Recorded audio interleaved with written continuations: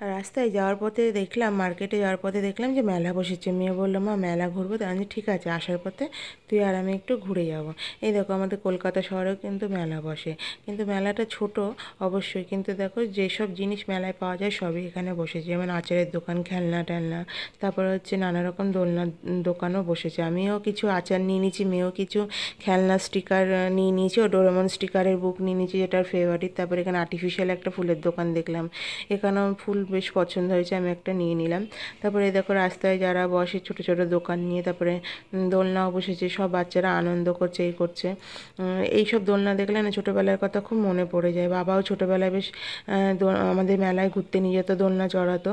আর মেলা দেখতে কারই না ভালো লাগে, ছোট হোক বড় হোক সবাই কিন্তু মেলাটাকে আমরা খুব পছন্দ করি। আর তোমরা কারা কারা মেলা দেখতে বা ঘুরতে পছন্দ করো আমাদের কমেন্ট বক্সে অবশ্যই জানিও। আমরা মা মেয়ে দুজনেই এইভাবেই সন্ধ্যেটাকে কাটিয়েছি। তোমরাও সবাই ভালো থেকো, সুস্থ থেকো। আবার দেখা হবে নতুন একটা ভিডিও।